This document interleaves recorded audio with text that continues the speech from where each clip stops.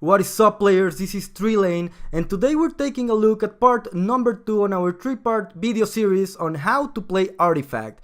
Making a quick recap of last video, we saw what decks are built of, colors, card types, and other mechanics that are really important before going into actual gameplay, into actually how to play the game. So if you haven't watched that video yet, I'd really recommend you start off over there, because if not, you're gonna get really confused to everything I'm about to say.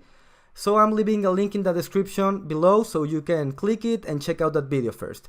Now going into the actual gameplay. Right now on the screen we have a match about to start, and the first 3 heroes from left to right are gonna be assigned a random lane and placed alongside 3 creeps, which are also assigned a random lane. So the game starts and we start with 3 mana on every single tower, on every single lane, and we also have 40 HP.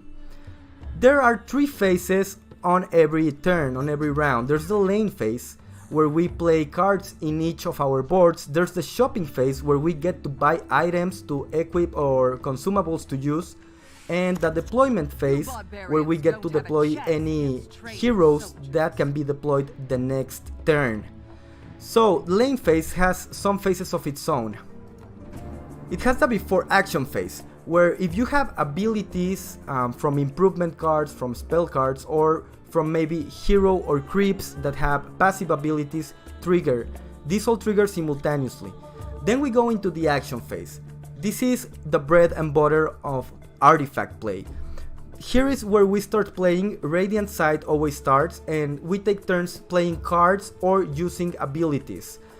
Then if we have no abilities to use, no cards to play, or no mana, the turn is passed automatically. We can also choose to pass the turn by clicking on the coin.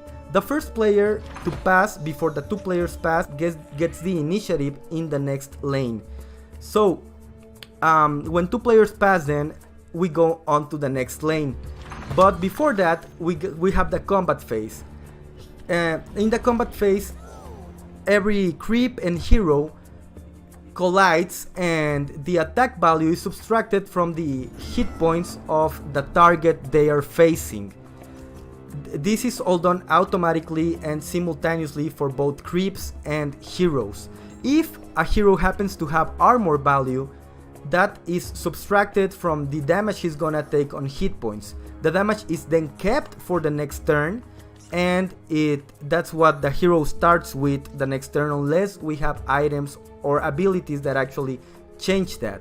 Finally, we have the after combat phase, which once again is if we have abilities or improvements that come into play after the turn ends, then they are activated here.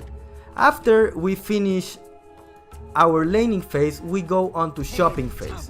On the shopping phase, we get to choose from 3 items that we can buy. That is 1 item from the secret shop, 1 item from our item deck list, and 1 item which is a consumable. So this is not the main deck items on the middle. This is the items that we have on our side deck of 9 possible items, which we saw on the last video. So we use gold to buy these items, and the gold is given to us by either killing creeps, using cards that improve gold advantage, or by killing heroes. Each creep killed gives us 1 gold, each hero killed gives us 1 gold. When the shopping phase takes place, you cannot see how many cards your opponent is buying, what he's getting, or how many gold he is spending. But once the shopping phase is over, you can actually see how many cards he got and how much gold he got left. Therefore, this is gonna be very important mechanic for to keep up with when taking strategy into account. Good players are gonna be taking a look on their opponent's gold and how many cards they got, so they're gonna know what to expect next turn. And finally, after we finish the shopping phase, we get the deployment phase.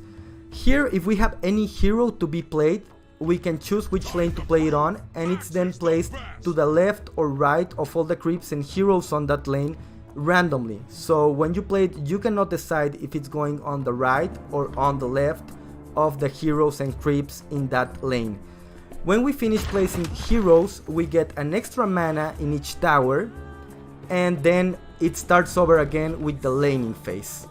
So that is basically how to go round to round, turn to turn artifact gameplay. That's how you actually play the game, but there's a bit more to cover, so we're gonna make another video on keywords and mechanics that are really important before actually playing the game. Remember, I'm gearing up for Artifact's launch date, which is gonna be November 28th. I'm gonna be streaming that day and doing a giveaway on my stream, so if you want to win your very own Artifact copy, be sure to follow the stream. I'm gonna leave a link to my Twitch channel in the description. That is all for today, players. I really hope you enjoyed the video, and if you did, be sure to subscribe, I'd really appreciate it. And feel free to ask any questions in the comment section, I'll be glad to answer them. This was Treelane, I'm signing out, thanks for watching.